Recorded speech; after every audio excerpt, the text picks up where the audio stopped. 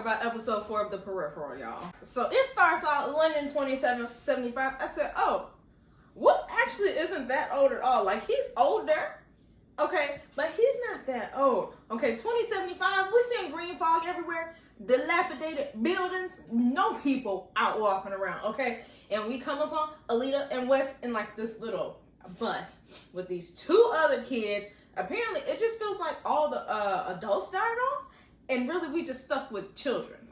Obviously, all the adults didn't die off, but most of them. And we stuck with children just going around. They're like going in all these dilapidated houses, just trying to scrounge for food. Alita and Wolf end up getting picked up because them cops played a dirty trick on them. A dirty mind trick. They made it seem like that they were giving out food and there were adults out there. When little Wolf goes over and he throws a rock, what happens?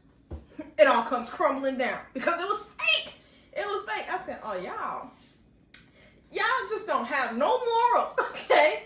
None. Tricking kids? We go to 2099 Wolf and we see him with his sexy self. And he's talking to Lev, the dude that he works for, okay? That we realize, really, they're friends, but they're not actually friends, okay? They're acquaintances at best, and it feels like Lev actually has some power over him. That's the feeling that I was getting throughout this episode. They're talking about how they found the implant, they found the 2 peripheral chips, and it's not enough to find her. Wolf, he's optimistic. He's like, I mean, it's something. That means there are other ways. That probably means she's still out there. But Lev says she's probably dead because she doesn't have her implant in to give her an immunity boost. Now, in my mind, honestly, if those kids survived everything that happened, why would they need an immunity boost? They are the immunity boost. Y'all need the immunity boost. They just had it in because y'all like to put it in people. Okay? I think she's very much still alive. Okay? And I don't like the fact that Lev felt so comfortable saying to Wolf that his sisters did. Have some decorum. Have some compassion. Have some empathy. You don't just go saying that all willy-nilly like, sister dead. But later on, we see that he's a monster too, so he had no qualms with just saying that out loud. On the past present, Flynne's in the bathroom, okay, trying to brush her teeth. What happens? Her little hand squeezes all the toothpaste. Did you know that was $5 worth of toothpaste? She just squeezed out into the sink, okay? She squeezed all the toothpaste out in the sink, and then she noticed in her little eyeball, okay, red, blood, bursted capillaries, okay? It's crazy. Her brother comes knocking on the door, said, bang, bang, bang. We got some company. Who's the company? Tommy with his cute self. Tommy's outside talking about him. Here's a friend. Is everything all right? Burton says, yeah, everything's all right. He looks at Flynne. He says, Flynne, you all right? She said, yeah, we good. Does he believe them? No, not for a second. He knows they're liars. They're liars deep down within their soul. Okay, so they go back inside. What do? Argue. About what? Because Flynne can't see past her own heart. Okay, now the way Burton came at it, you don't get to make no decision. She said, excuse you? He said, yeah, you can make no decisions. You can't be rational about it. What does he do? Go to her trash can. He pulls out, boom, half of the little groom man. And she says, how dare you? I said, well, you're holding on to it now. She's talking about why you going through my trash. She said it was on top. I'm like, it was on top now, girl. You didn't hide it very well. Anyway, as she's arguing with him, getting mad at him because she feels like she's right, he's wrong. And in this situation, as I said in the last video, she is wrong. She is not doing the right things tactically. She's not doing the right things. They're in a war and she ain't understanding that, okay? So she starts yelling at him, going on bloop, bloop, cussing this man out. And what happens? Her eyeball, her blood vessels in her eye burst. And then her hand squeezes up. Then she, boom, falls on the floor and has a seizure. And it was like, you got yourself worked up, girl. But obviously, when she was in that bathroom, I said, I knew it. I knew it wasn't fake. I knew it was real. The brain makes it real. The brain makes it real. So what happened with the eyeball? Obviously, what was it? First episode, second episode? Eyeball got taken out. Okay, then replaced with the other eyeball. But the brain didn't forget that that eyeball had got taken out. Okay, it thinks it's gone. Okay, then what happened? First episode, second episode, can't remember? Robot hand. Okay, when she was hog tied. They had that girl hog tied like that. She had to pull her hand up out. Nah, robot hand. So So the brain has not forgotten. It said robot grasp. And now she's going through it. The brain don't know what to think. Don't know what to do. It's confused. It says this is supposed to be a robot hand, but it's a real hand, but I'm gonna keep squeezing. This eye's supposed to be gone, but I see that it's here. That don't make no sense. He ends up taking her to the doctor. The doctor ends up being Dee, Tommy's wife, fiance. Okay. They have a little spat again because he feels like she can't be objective about stuff. He don't want to put her through it. He seems like a good brother, all in all, honestly. She gives him a hard time, but she need to quit. Okay. Because all he doing is taking care of her, okay? He could have let them people get that $9 million up off of her, okay? And then been on about his business. But he didn't, because he loves her. We go back into present future. What do we see? We see Charisse at RI, aka Research Institute. And what does she have? A doggone peripheral to look like the head honcho guy that she took out. I said, I told y'all we didn't need to know that man's name. Okay, we might need to know now because you got him walking around like a robot. And I swear to everything, if you kill me, don't you dare bring me back as a robot, because my robot self will remember what exactly you did to me and I will rebel. You think you got control of me, but you don't, okay? In your sleep, you're gonna get got, okay? Because I remember what you did, okay? So it reminded me exactly of episode 3 when Alita's mom had that little robot of her. You don't like me as I am, so you make me a robot in the vision of who you want me to be? Absolutely not. Disrespectful to the utmost. It will be a robot uprising in London 2099. And we don't have to stand for this, you guys. We don't have to do any of this. As we saw in episode 3, she's a monster.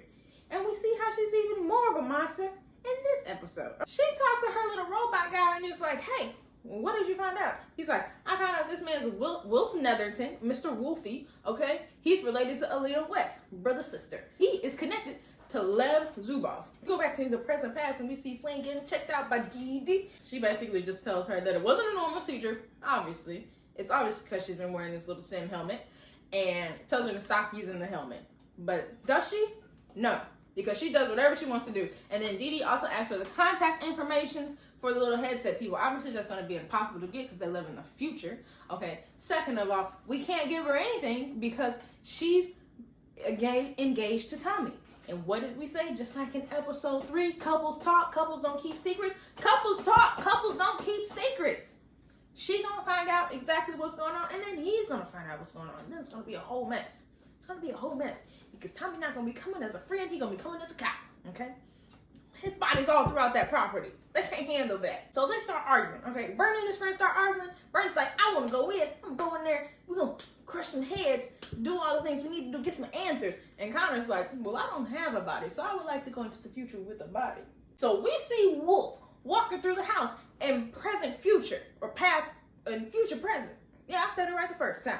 Okay, we see Wolf walking through the house, and he walks through, and he notices that Lev's wife's there. He says sorry immediately. I said, you a guest in their house. You don't have to say sorry to her. They invited you here. As soon as you walk through the door, it should just be like, hi, what do you mean sorry for interrupting you? But apparently, she's not a nice lady, okay? She makes this man dance with her. I said, that's, what a weird thing. She's like, you're always slinking around, being sneaky, right? Then she's like, me and my husband went slumming, rude, and we saw you dancing, and I realized you don't want any kind of entanglements. Then proceeds to try to put him in an entanglement right then and there. Dance with me, and then you won't have to, then I'll stop bothering you, okay? I'll never ask you again, but we realized when they dance, and she lied, okay? Because as they dancing, doing the naughty dance, okay? Because they was getting it, okay? It wasn't no regular, like, do, and it wasn't no salsa. It wasn't, I'm talking about, when they got done, he had to let her down. Man, what are you doing? Okay? It's getting a little spicy in here. Get off of it. You got it, man. But when they're dancing, she's like, we can either be an ally or an enemy, and trust me, you don't want to be my enemy. While they're over there doing the naughty dance, okay? Charisse comes up to Lev, okay? While Lev is watching them through their little eye cam thing that he's sharing with his wife, watching them. I said, that's weird. Okay, that's very weird. Let them two people dance in peace. That don't do that. Okay, Wolf didn't ask to be a part of this. You did not get his permission. Okay, so when he's watching them dance, Sharice walks up, basically, okay, unannounced, says, your perimeter sucks. And it was like, it does. Because she kind of scared the man a little bit. He said, huh, somebody's here. She come in, accuse him of stealing something, because she's like, I know you was paying the leader. That man said, theoretically, if somebody did steal something, what they steal? Okay, it's like, well, you know what you was trying to steal. But I liked it. I said, oh, theoretically. I'm going to just start saying theoretically to people, honestly. Like, did you eat my sandwich? Now, theoretically, if somebody did eat your sandwich, what it tastes like? Then we get a little bit of information on the way the society works, okay? So apparently there's a klept oligarchy that with violence brought order after the jackpot, okay? They turned a blind eye to crime, let people get it how they're living. You want to make your little money? Make your little money. Do what you want to do. So they help and maintain order even throughout that. Turns out that Lev's wife is part of the Zolotov family, okay? She part of the klept, so technically he part of the klept, right? So they came through rising up after the jackpot, okay? Putting stuff in order, okay? Beating people, not taking no names. Then the second part of the whole society is the Met Police, which is like, I'm pretty sure there's some people, but I'm pretty sure it's those little robot things as well. Keeping the klept from going too far, from staying within the little boundaries, okay? We can't let society get too crazy. Then the third piece, okay, is RI, the Research Institute with benefits from the peace, okay? And what do? Provide technical assistance for society to function and thrive. Now, my thing is, we really don't need the Research Institute. We don't need your robots. But maybe they do more than robots and kill people with killer bees, right? Maybe they do a whole lot more. But I'm not seeing it because all I'm seeing is Sharice, and she's a monster, okay? She's a monster. She killed the lady that knew Alita, okay? She killed the very first lady, Marisol. We know she did, okay? You get your eyeball taken out and you get taken out. Said, you ain't coming back. Okay, you done let some information out of this building that you wasn't supposed to. Okay? And she took out her own security guy, whose name is not important because now he's a robot. She's a monster. Then she asked him, because obviously she interrupted him with his little tea time when she came up. She said, what were you watching when I came up? He said, if I want to watch my wife have fun with the family pet, I can. I said, pet? Just because his name is Wolf does not mean he's an animal. Does not mean you could talk about him like that. Have you lost the good sense that you were given? I think so. How dare you? And then proceeds to say, oh, I think of my pets better than I think of my friends. And they said, oh, do you now? She said, yes, your friend Samsonoff. Yes, I remember him. He died. And a swarm was sent out to him, and his whole lineage died. Now, has me thinking, did Research Institute kill him? Did his wife kill him? Or did he kill him? She gets up and leaves after she comes and hurts this man's feelings. Once she mentioned the friend, I said, oh, she got the upper hand. His whole demeanor changed. He's sad now. He still stood up when she left, okay? And she took a cup, the tea that he was drinking out of, said, I'm going to kill you. It was a threat. In my mind, I said, oh, she threatened this man, okay? She's doing a lot of stuff with tea, okay? A lot of stuff with DNA, okay? She coming for him. So a monster. A monster. But it's monster meets monster, because like I said, Lev is not some sweet, innocent guy who's just mildly interested in stuff. So Connor actually comes into Peripheral at that point in time, beats up the buck guy. I'm pretty sure he chicken winged that man because he was gripping his arm, okay? And then as soon as he's about to leave, they shut it down. And he's like, send me back. They send him back. He tells him about Flynne's seizure. So what happens as Flynne is in a headset, even though they told her to stay out the headsets, because obviously it's not good for her. She's in a headset. Sexy Wolf man comes and talks to her, okay? Wolf comes and talks to her, says, they told me you had a seizure. She said, yeah. He said, don't go on until I find more information. They start getting close. I said, now the age difference would have been too big, right? But maybe he was a sugar baby. Because, like I'm telling you, the way he kissed her in episode 3, I said, what's going on here? Okay? What was this? Is this just a feeling of being connected in your head that had y'all like... He tells him, hey, I found out something about your guy, Lev Zubov. He says, oh yeah? She said, yeah. But it was some mafia thing. His whole family in my time is dead. Now, obviously, that's not supposed to have happened, right? So she said, you know anything about it? He said, no, it must be a different layer of Zubov. Like, okay, first and last name in America? Okay, fine, whatever. He immediately goes, finds Lev. Lev said, oh yeah, I took him out. Once we created the stub, you know, I just realized I don't want multiples of me running around the world, because you want to know why? As much of a monster as he is, I already know his other selves will be gunning for him. He said, and had the nerve to say, every time we open up a new timeline, I'm going to take myself out. Like, you're trying to be the only one. And you're trying to figure out, what the heck is all this stuff about, right? Why? Money. That's it. Money. And my mind could barely rationalize the fact that they were going to be opening up different timelines. Like, it reminded me a lot of Loki. And how they're like, we need to stay on this main timeline because anything could happen, you know, if there are multiples of me. Once they sent the headset back, another timeline. And I'm sure once they went and gave those guys cars with the invisible tech, another timeline. So there's like 3 timelines floating around already. I'm sure that man has killed himself twice. Okay.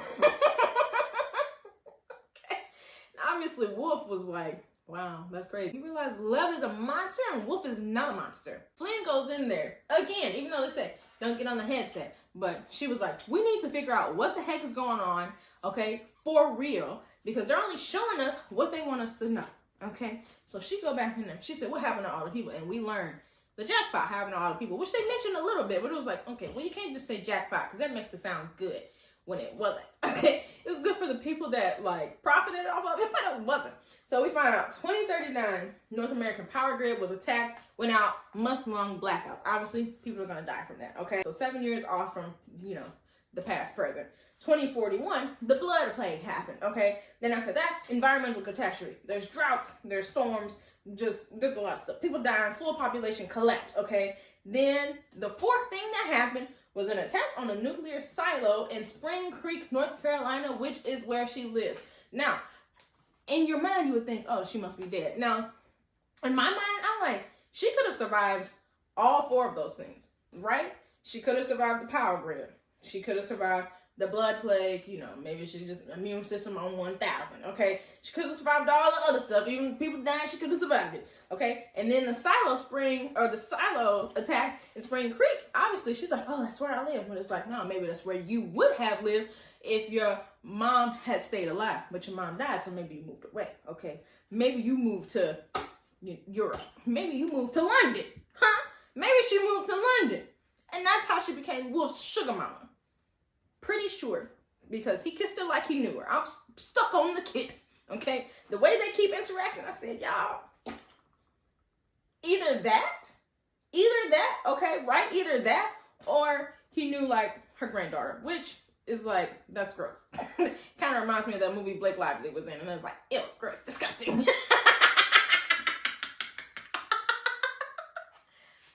We finally getting somewhere in the show, y'all. I'm loving it. What y'all think about it? Because I said, oh, as long as Wolf doesn't die, I'm in it 100%. I mean, I'm going to still watch it, but if he died, I'm going to be mad the whole time, okay? So as long as Lev don't take his little pet out, I'm in it for the long haul.